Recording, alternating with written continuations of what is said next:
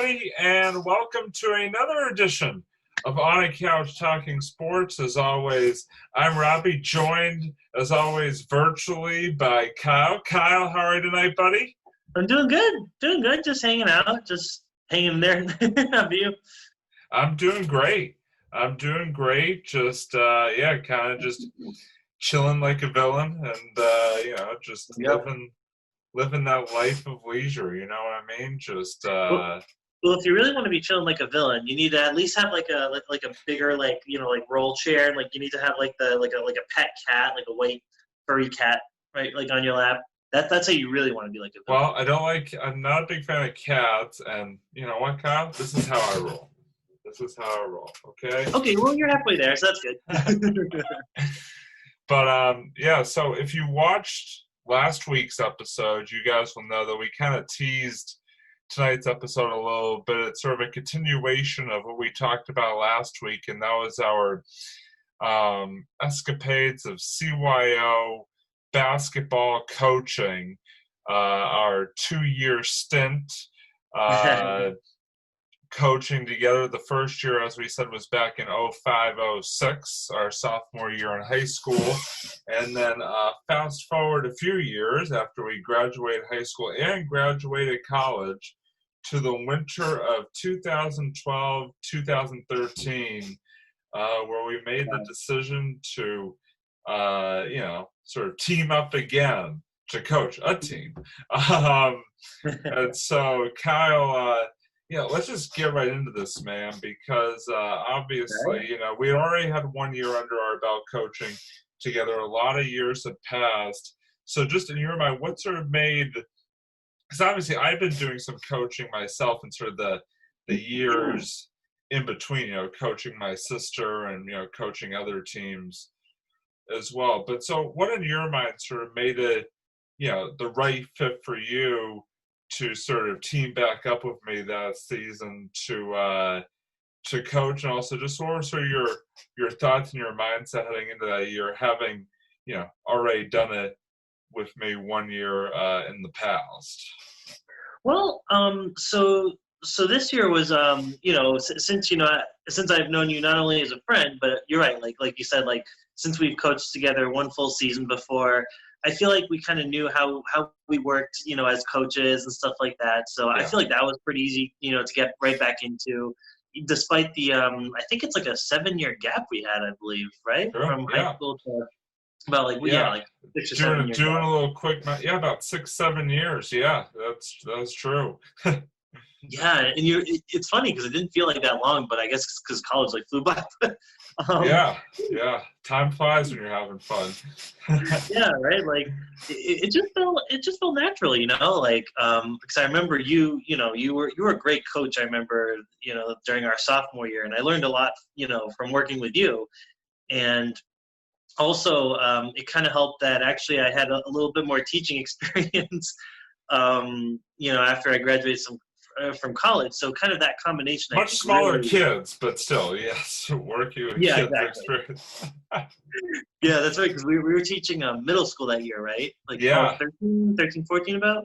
Yeah, the 13 to 14-year-olds, which was a big jump up from our first year when we coached the 8 and 9-year-old group. Definitely, a difference there in sort of skill level and the personalities, to say the least, sort of in that, between those two age groups.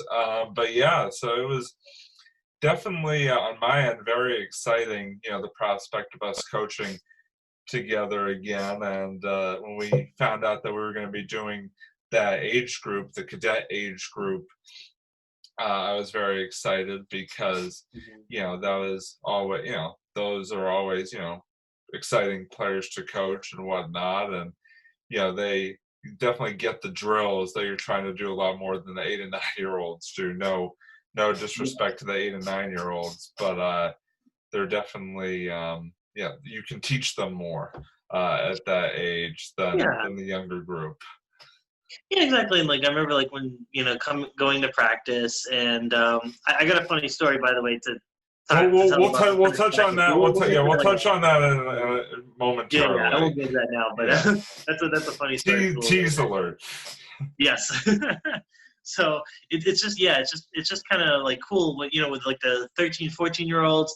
You go to practice and they pretty much know what they're doing. You don't even have to really tell them as much. Like when you're dealing with like more elementary schoolers, you kind of remind them more about certain things. A lot About more even fundamentals. A lot more fundamentals. yeah, and that's just the age. It's just the way it is. And, Yeah, exactly.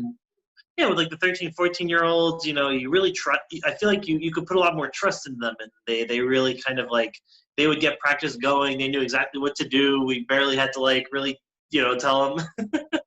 No, exactly. You're exactly right. And I think it's very it was just really cool to sort of get that range of age groups that sort of get experience dealing with both on a coaching end. So it's interesting. So we worked, we go to the tryouts and we evaluate the players, then we go to the draft and we draft the kids, and I think we felt pretty good about our team heading into the season. But obviously the story that Kyle was just teasing actually has nothing really to do with the team per se, but it has to do with the first night of our practice. Just a quick background here. The gym that we were assigned to practice at was at this school, this private school called the Meadowbrook School, which is over in Weston. If anybody knows the Meadowbrook School, it's kind of set way back, sort of like back on these like side roads and stuff like really tucked in there in the town of Weston. And so so Kyle, obviously it's your tale to tell. So I sort of set it up. Why don't you tell the folks about the adventure that you incurred on our first night of practice that season? Yeah, so not really having known the back roads of Weston quite as well. I mean, granted, I still don't really know them as much now, but at least I'm a little more familiar with like Route 20, kind of that area, Route 30. But back then, God, this is like, yeah, that's right, because this is the year after we graduated college. The first night we practiced, it was pitch black outside, and I remember, so you and I had gotten to like kind of like the road right before the middle school, right around the same time actually, which I thought was kind of funny. Yeah. I have to because we weren't in the same car, but yeah, it's funny because literally as I pulled up to one of the lights, all of a sudden I realized that Kyle is right in front of me, and I thought about calling you. But then I was like, yeah, you know what? It's all right. It's all right. I'll just wait the 5 minutes till I see him at practice. So it ended up being a little bit longer than 5 minutes. But anyway, continue. Just a little bit, like most of practice. No, so to continue on the story. So basically, what happened was Robbie and I had turned on the road, but the thing is, because it was pitch black and they were doing some kind of construction. So and the thing is that the area wasn't super well lit, so it was kind of hard to see like exactly which road you were on. But I remember when I turned on this road, there was a fork. So I just didn't realize it at the time, but there was like a kind of the left side of the fork was. Well, I do have to come to your defense a little bit here because. Any other year or any other time period, if you make that turn, there's no the fork is not like it was that particular night. It's just that time period they happened to be doing road construction on that road, so it's like a detour which kind of created a fork, and so you kind of had to like. you kind of had to like go this way, then go back that way. Whereas now, you just go, you'd make the left and just go straight ahead, and it'd be a non-issue. So. Yeah, no, you're right, because it was like more visible, like more towards like I think the end of the year, the season when, but when I drove that one night, you're right, it was like really dark. I remember, and it was just like you couldn't really tell exactly where to turn on that road. So what I did was the first, and yeah, I'm gonna say the first time because you'll understand in a second. So the first time I turned, I had actually gone to the right side of the fork to go and I accidentally end up on the Mass Pike. I believe it was, I think I went on like the east side by accident, the east exit. So yeah, no. Instead of continuing around to the left to sort of go through the detour and get back on the side road or whatever you want to call it, Kyle accidentally continued on the Mass Pike on ramp. Yeah, so I of course, I'm watching this from behind. Like, I should have called them. I think I called you like right after, just like, Kyle, I got some bad news here for you, buddy. You're on the Mass Pike. You're going on the Mass Pike. You were supposed to go left. Yeah. So I get Robbie's call. I'm like, okay, whatever. I wasn't like I was a little annoyed, but I was like, okay, whatever. I'll turn around. And so sure enough, I ended up turning around. And Natick. I think it was, the first round was in Natick. That's right. The first time was in Natick. So I'm like, okay, just like, and just like in a Mario game, turn around and go back. Fall off on the level, and then you have to go back and restart. So just like in a video game like that, I was like, okay, I'll restart. I'll see where I did wrong. So what I didn't know was, so I thought that this road was off of basically the ramp that took you to the Mass Pike, and that was where I was mistaken gravely. So at this point, he did it again. Sorry, I didn't mean to go ahead of there, but you did it again. I did. I totally did it again. Because I still had trouble. I was like, I still couldn't see that road. And I had thought that the road was like, oh, maybe if I just follow the east or like the west Mass, where it like veers off into the Mass Pike. Maybe there's like a small road there, but no. I was completely wrong. No, you just did it again. I just did it again. And you went in the other direction too. Yeah. I went like west now, so I went like in the Worcester direction and all that stuff. So I'm literally, at the gym, obviously, at this point, kind of expecting, he'll roll in a few minutes, once he gets back. I get a call from him, and I can tell, like, right away that he's just, like, thoroughly PO'd at this point. Like, he is just, like, he's not even laughing. He is just, like, about ready to erupt. And all I hear him say is, like, I literally think all you said or had to say was, I did it again. I was like, you gotta be kidding me.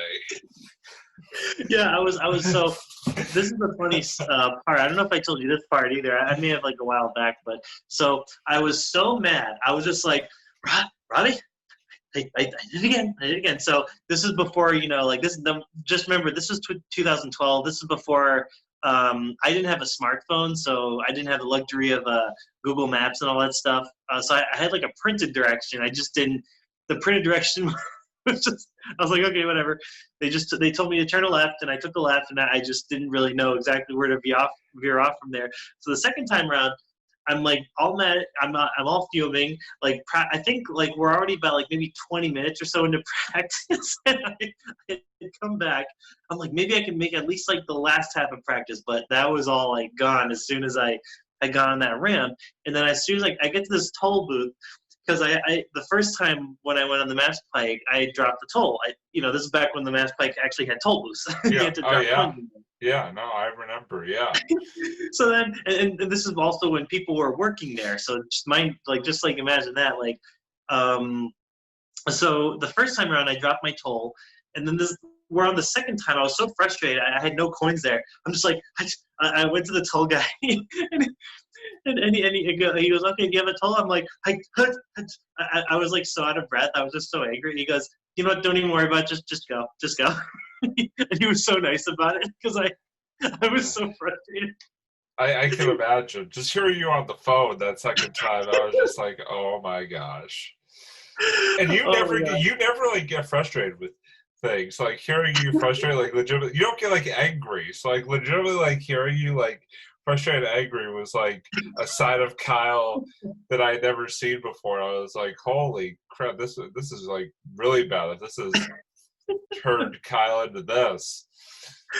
So yeah, it was just funny because like by the time I get there, I think we have maybe like not even like 5 minutes of practice left. It was about like there was like 10 minutes, like 5 or 10 minutes left by the Okay, yeah, time Kyle comes rolling it's in. that. So I'm getting there. I'm like, and I'm like, hey guys. I'm like looking at the team.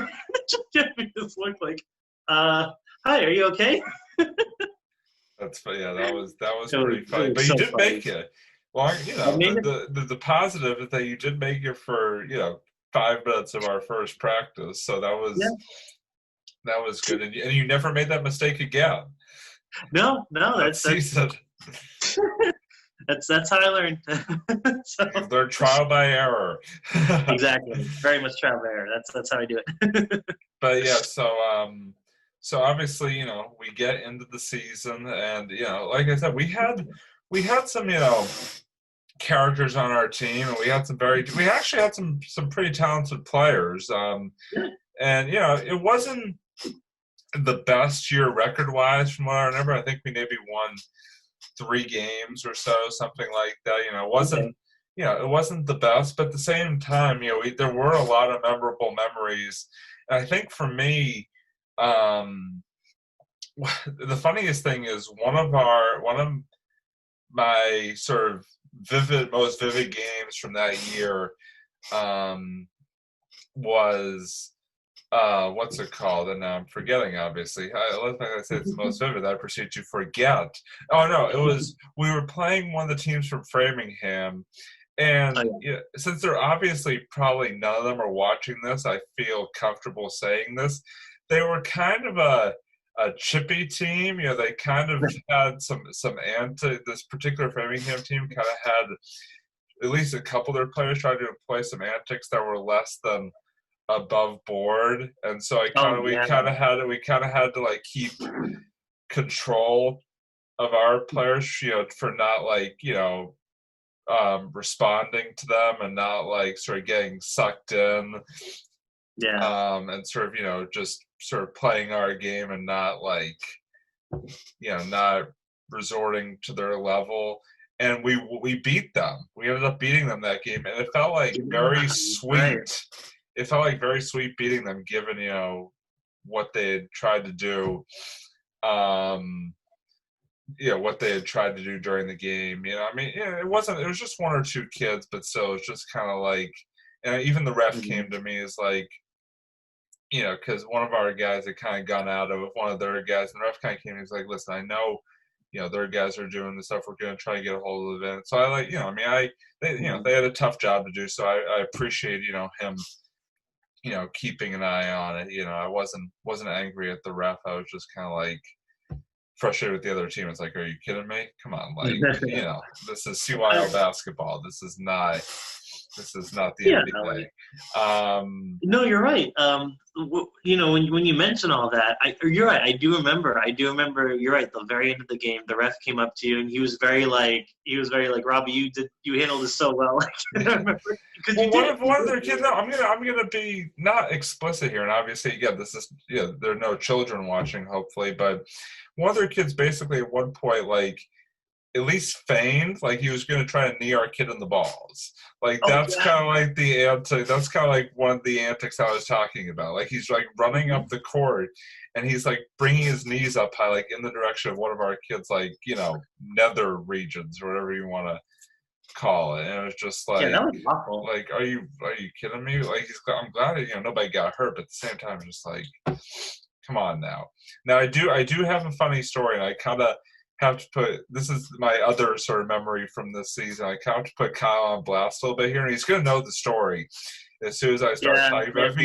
If he doesn't already.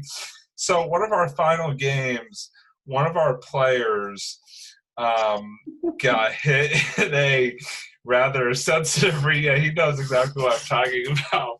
Rather sensitive region, and so like he's down on the floor. He's obviously in pain, and I obviously, I sort of we both go out there, and I could see what had happened right away. So I'm just sort of running out to just sort of, you know, sort of tell him, all right, just stay calm, take some nice deep breaths and stuff like that. Just, take your time. Kyle comes running out with an ice pack, and everybody is really looking at him like, Kyle, you don't use an ice pack for this particular region. But I got even I think the kid's dad kind of had come out too to just sort of like check on him, and he kind of looked at you as well. It was like, you don't use an ice pack for that particular region.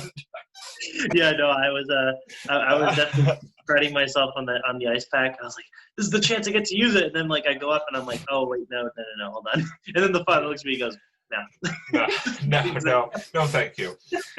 Oh, that's funny.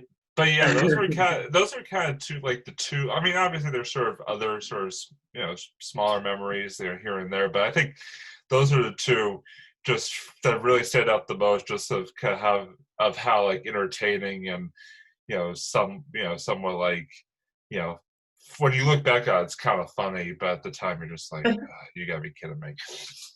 And then obviously the only other thing was that there was this one ref who had been reffing since we were players. This guy Buck, he's like this old, like white-haired guy, very entertaining. He he's very, you could tell he's been, reffing and reffing youth sports for a long time, and he's just got a great personality. And like I said, he'd reffed a lot of my games as a player, so he knew me, knew my dad, like stuff like that. So it was just kind of nice to see him in action once again. And the other ref story actually happened that season that's really funny. I forget if I told Kyle this at the time. I probably did. One of the refs that reffed a couple of our games actually worked at the same school that I was working at that particular year. So so it's just kind of funny how like that works out sometimes. So literally like during game weeks, like I would see him in the hallway. I'd be like, "Oh, hey, how are you?"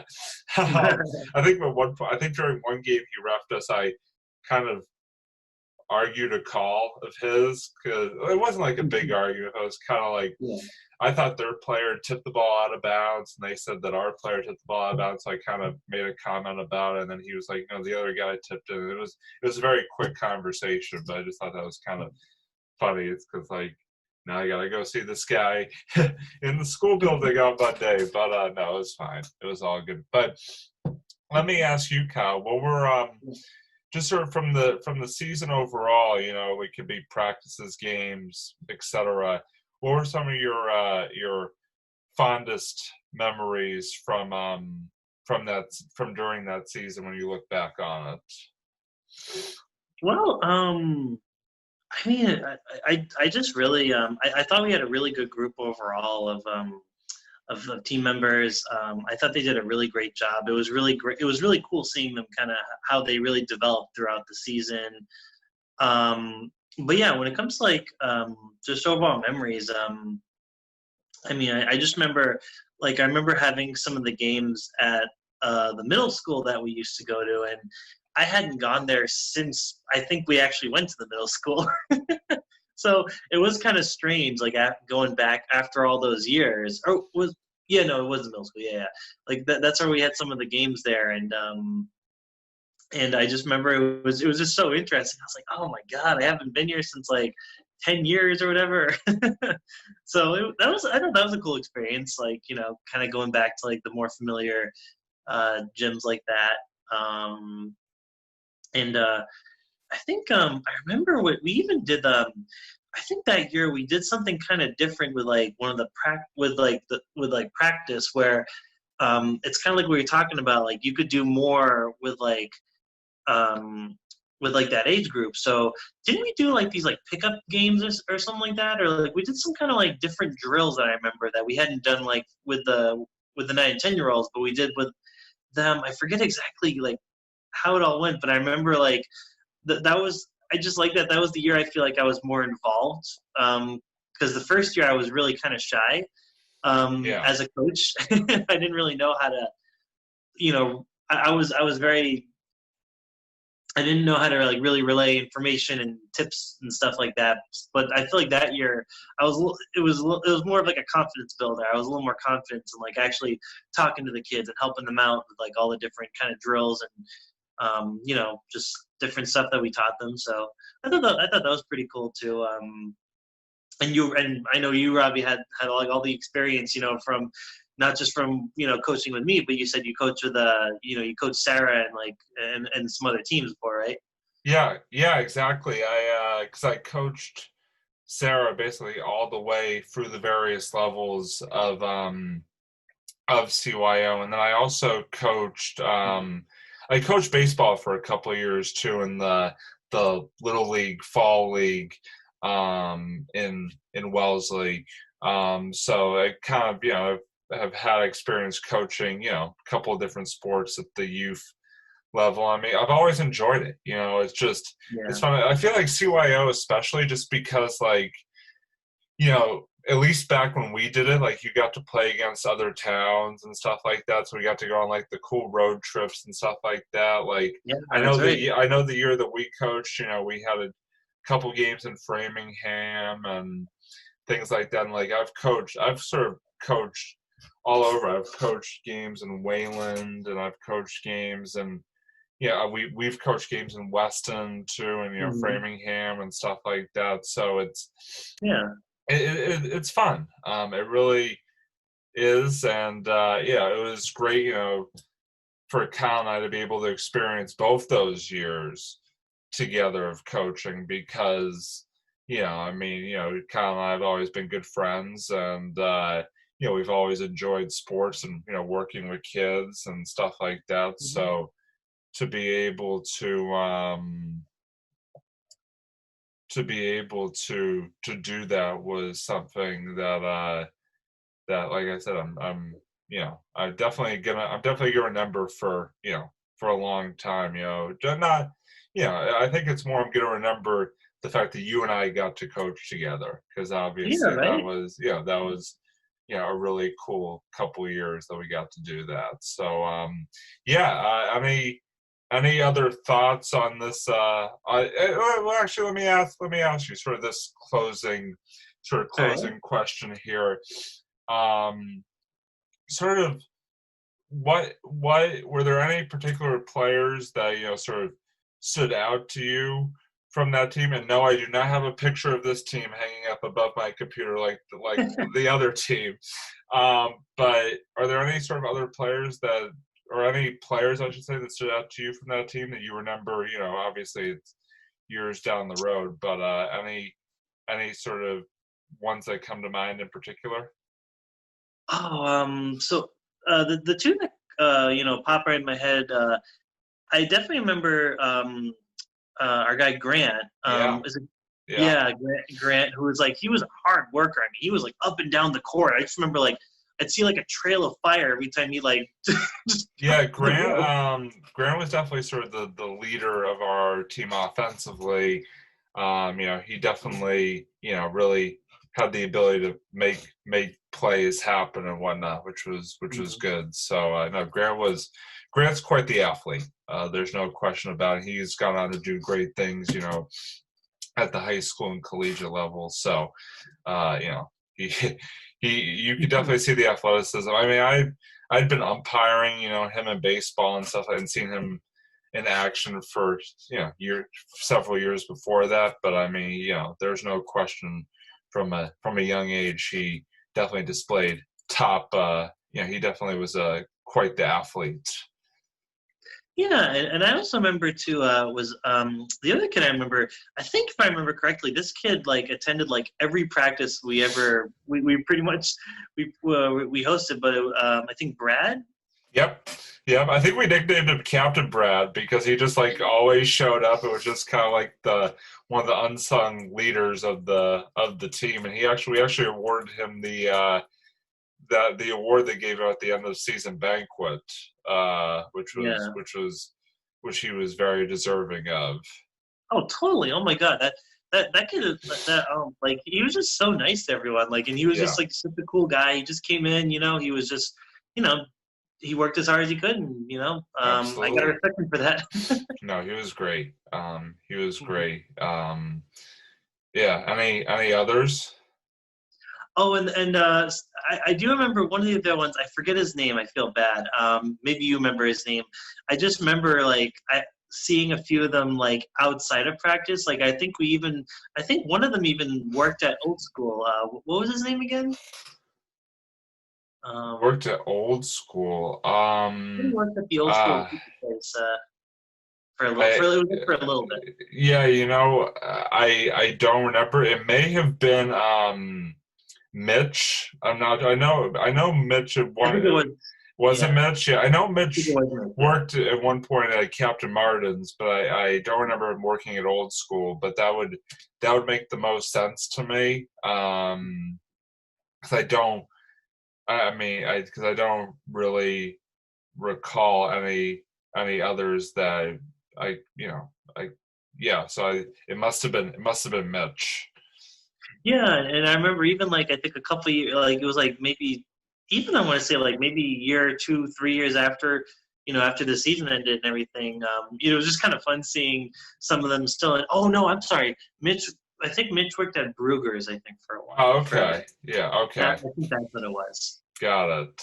Because I remember I saw him and he still remembered us, or he still You know remembered what? you. You know what? I think you're right. Yeah, I think you're Really? right. Yeah, yeah. No, now that you said that particular part, that I'm vaguely remembering. So Yeah, it was just cool. I was like, "Oh, hey, what's up, dude?" It was this is like I think 2 or 3 years after we coached, and like just having them like remember who we are. I was like, "Oh, cool. Thanks for remembering." Because sometimes when you coach CYO, you don't always remember your coaches like right away. Like I have a hard time remembering like who my coaches were back in like middle school, but it was just cool like seeing them in town. Like, hey, what's up, guys? yeah, I mean, granted, exactly. okay, it was only a few years after, but No, exactly. I mean, it is pretty wild when you see the players around and they remember you and like say hi and stuff like that. I'm like, oh, hey, how's it going? yeah. Yeah. Anything else? No, I think it's fun. And on my end, I just it was just a great season. It was very memorable. It was the last time I personally had coached anything. But yeah, no, it was. I thought it was a great cap to the 2 seasons I coached. So Yeah, I just gotta say, I'm kind of stunned that, when you're listing off the players you remember, you just completely skipped over the player that shared the same name as you. I mean, it just. oh my God, that's right. There was a Kyle Anderson, wasn't there? Who's our tallest player on the team? Oh, that's who he was. You know what's funny? Because when we were talking about like the drills and stuff, I remember him.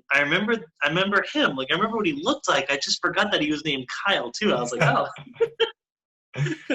Yeah, no, yeah, that guy was awesome. yeah, no, Kyle's good. Kyle was a good kid. Both Yeah. Kyles are good, but yeah, this Oh, Kyle thank was definitely good for some rebounds and points and all of that. Definitely yeah, used he his was our height. center, right? Definitely used his height to his advantage, which was good. So, Yes. yeah. So, but yeah, so that kind of wraps up our CYO coaching sort of escapades here. Yeah, it's been kind of really cool, sort of reminiscing about those two teams, these last couple of years. I mean, these last couple episodes. And so, what we're now going to do is sort of transition to the end part of our show. And I'm going to throw it to Kyle first this time for, this week's edition of the Sue's Reviews. So, what have you got for us, Kyle? All right, what do I have? Wow. I actually didn't really come super prepared for this, but yeah, that's okay. I'm going to talk about. Let's see. Should I do? I think what I watched, if there was anything like memorable. All right. You know what?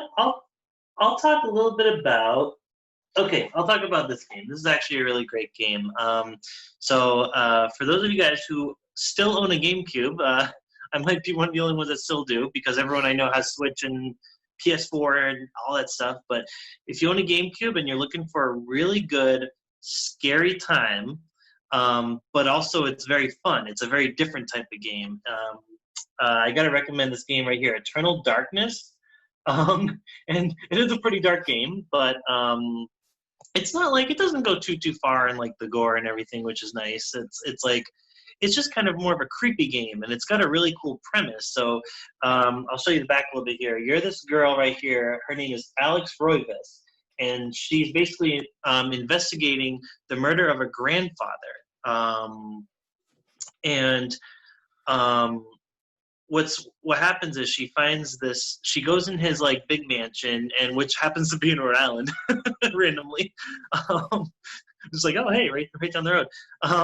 So she finds this magic book called the Tome of Eternal Darkness, and eventually it's missing these pages. And what you have to do is in the game, you have to collect these pages, and every page you collect, it basically sends you back in time, and you're a different character during this different time period. Like you go back in the Roman era, you go back even in like the 90s, you're like a firefighter.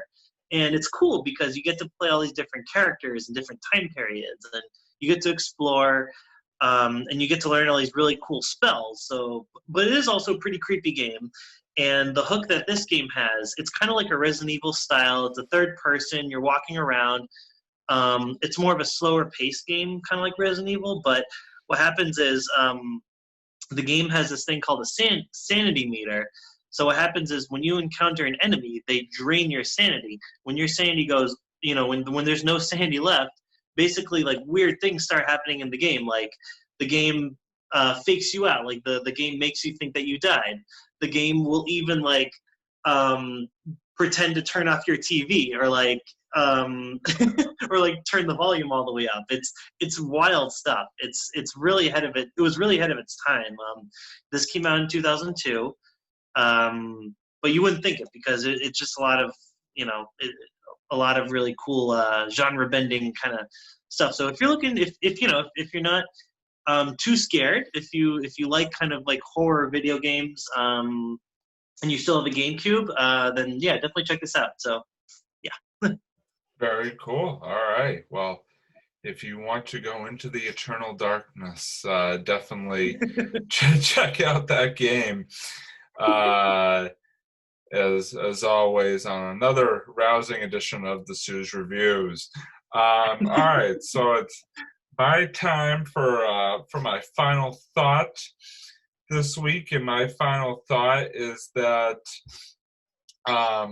it's actually sort of a shameless plug / final thought. So later last week, after we recorded On a Couch Talk, Robbie, our last episode of On a Couch Talking Sports, Kyle actually appeared on another project that I'm a part of, a podcast series that I do with our friend Doug, who has obviously been on the show many times, called the Sports Blitz. And so Kyle was our first ever special guest on the Sports Blitz last week. So, please check that out. Obviously, if you go on my Facebook, or, because a lot of you who watch this show are friends with me on Facebook, or even on Kyle's Facebook, you will see a link to that episode in both audio and visual formats. So get the AV down. Yeah, so very exciting. It's a lot of fun. We had a good time discussing sports movies and video. Yeah, we discussed sports movies and video games. So we had a really nice time and really enjoyed Kyle coming on, and we always enjoy Doug coming on this show. I enjoyed being on. Thank you so much again for doing that. It was great, and definitely give it a listen or give it a view, along with watching this episode of On a Couch Talking Sports. So that's going to wrap up this week's edition of On a Couch Talking Sports. Thank you, everybody, as always, for joining us and for sharing in our nostalgia. And as always, for Kyle, they're pointing at you. There you go. There for Kyle, I'm Robbie, and we are signing off here from On a Couch Talking Sports. And as always, stay safe, everyone, and we'll see you next time. Bye.